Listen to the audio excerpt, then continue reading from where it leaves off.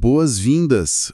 Hoje a gente vai fazer uma análise assim mais aprofundada das modalidades de licitação. É um ponto bem nevrálgico, né? E sempre mudando na administração pública aqui no Brasil. Recebemos uns materiais bem legais, sabe? Incluindo análises de especialistas, manuais de procedimento, dão uma boa ideia das mudanças. E a nossa missão aqui é meio que destrinchar o que mudou com a nova Lei de Licitações, a 14.133 de 2021, principalmente como é que o governo contrata agora, né? O que mudou na prática. Ok, vamos lá, vamos começar a abrir esse pacote. Sem dúvida. E olha, talvez a mudança mais forte, o que realmente virou a chave, foi abandonar aquele critério antigo, né? Que vinha lá, sei lá, do século XIX quase, que era o valor estimado da contratação para definir a modalidade. A gente precisa entender por que isso mudou e, bom, o que veio no lugar, né? Certo, então só para a gente lemar rapidinho como era antes, na Lei 8.666. Era basicamente o preço que mandava. É isso. Essa lógica do valor. Parece simples, mas quais eram os problemas que levaram a essa mudança toda? Exato. A simplicidade era só aparente, né? A Lei 8.666, lá no artigo 23, ela botava umas faixas de valor muito, muito rígidas. Uma escadinha mesmo. Para dar um exemplo, ó.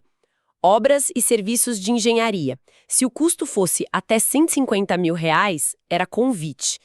Aí, entre 150 mil e 1,5 milhão, tomada de preços. Passou de 1,5 milhão.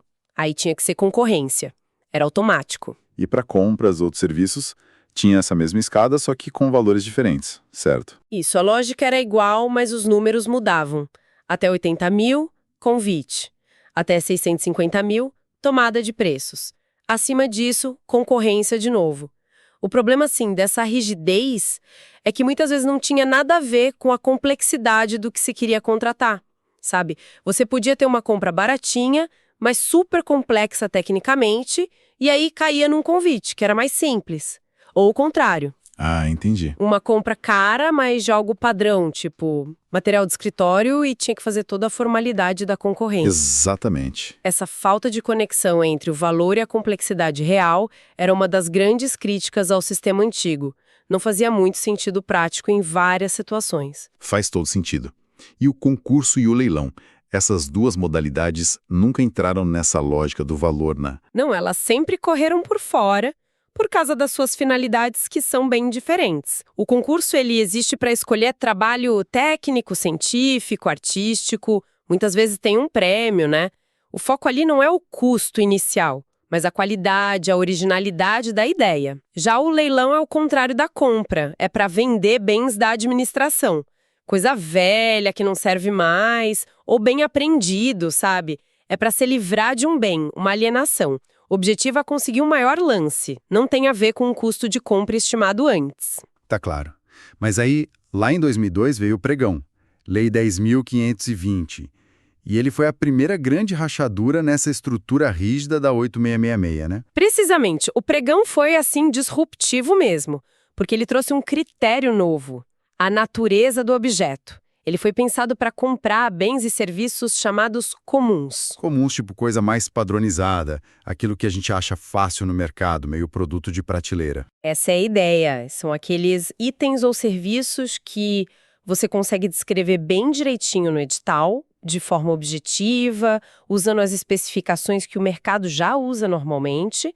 Para esses casos, a lei do pregão falou, olha, não importa o valor. Se o objeto é comum, usa o pregão. Isso foi uma revolução, né? Porque foi a primeira vez que se desvinculou a modalidade do valor de forma tão ampla para um monte de coisa que o governo compra. E o pessoal adotou rápido, né? Principalmente o eletrônico. Falava-se muito em agilidade, mais disputa e, teoricamente, mais economia para o governo. Sim, sim. O pregão, ainda mais o eletrônico, virou febre. A chance de participar de qualquer lugar do Brasil aumentou muito a competição. E isso, claro, empurrou os preços para baixo. Rapidinho virou a modalidade número 1, a mais usada em todo lugar. Só que, e aqui é que a conversa fica mais interessante. Essa eficiência toda não veio sem críticas, sabe? E críticas importantes. Isso mesmo, não dá para negar. Mas tem um professor muito respeitado na área, o Marçal Justem Filho, que aponta um lado B, digamos assim. Ele argumenta que o foco quase doentio do pregão no menor preço pode ter criado um efeito colateral ruim, a seleção adversa. A busca sem fim pelo preço mínimo, às vezes sem olhar tão fundo a qualidade ou se a empresa aguenta entregar, podia levar o governo a contratar empresa que entrega coisa de qualidade inferior. Entendo a preocupação. Quer dizer, a economia na hora de comprar podia virar um prejuízo depois, com conserto, troca rápida ou o serviço nem ser entregue direito. Exatamente. Tem uma frase do professor Justin Filho que é muito forte, faz a gente pensar.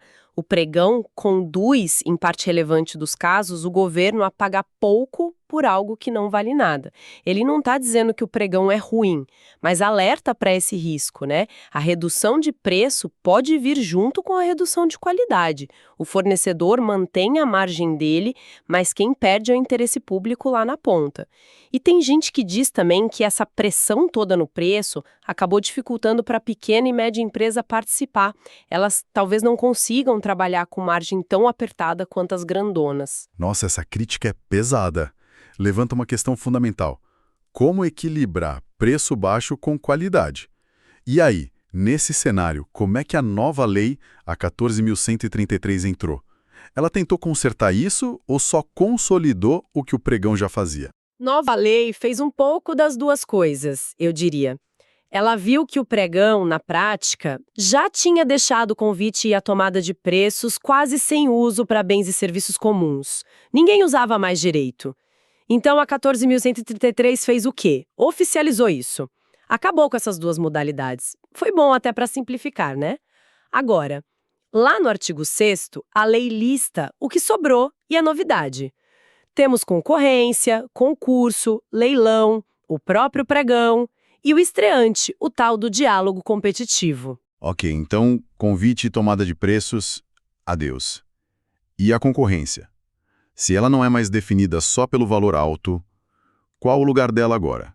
O que diferencia ela do pregão? Aqui está a grande virada conceitual da nova lei. A linha que separa concorrência e pregão não é mais o valor. Passou a ser a natureza, a complexidade do objeto. Está lá no artigo 29. A regra geral ficou assim. Se o bem ou serviço que o governo quer contratar tem padrões de desempenho e qualidade que possam ser objetivamente definidos pelo edital, por meio de especificações usuais de mercado. Ou seja, se é coisa padrão, comum, de prateleira, como a gente falou.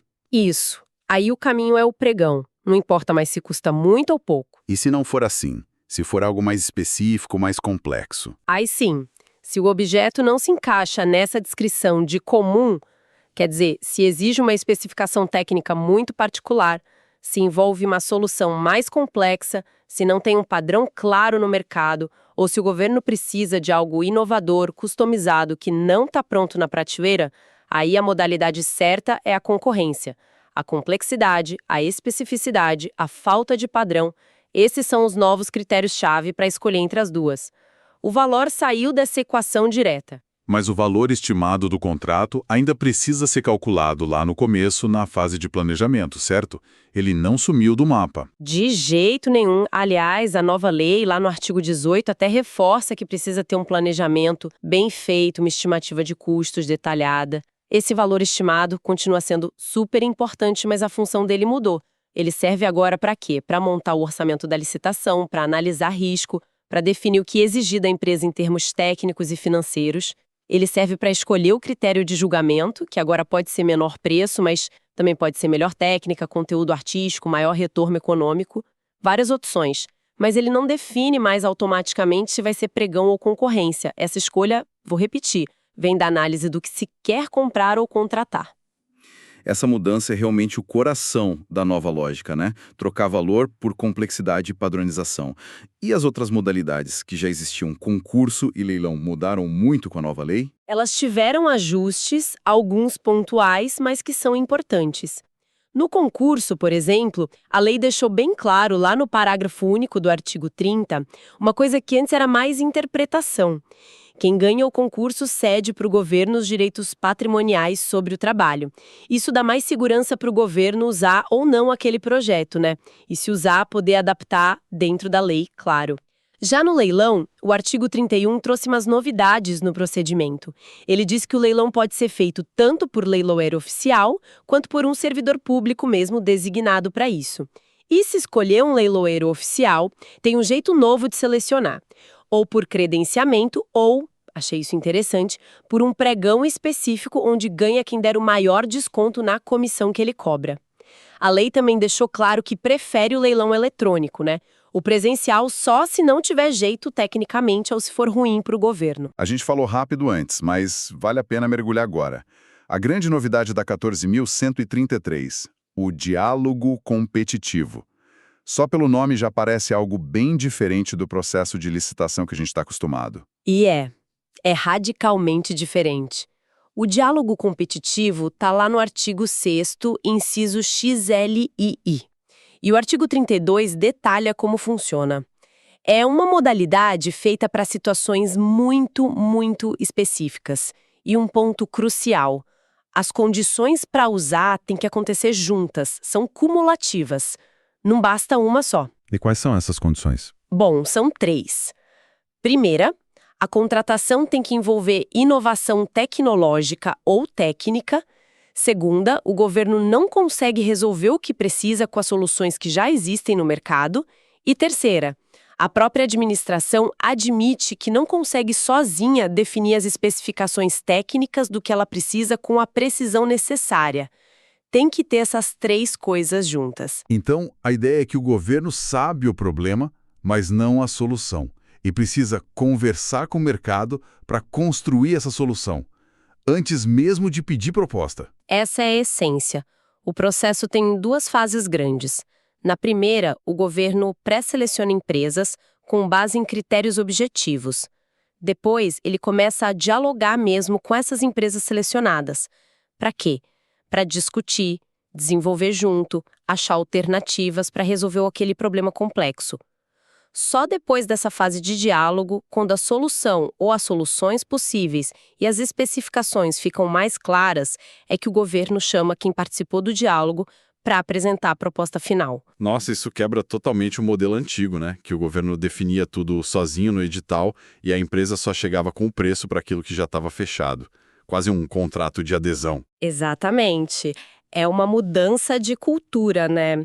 Como um dos especialistas que a gente leu, o professor Thiago Mahara, comentou, o diálogo competitivo que veio lá da Europa deixa a licitação ser também um processo de aprender junto, de desenvolver junto, de incentivar a inovação. A administração meio que diz, olha, eu não sei tudo, o mercado pode me ajudar a construir a melhor solução. É uma postura diferente.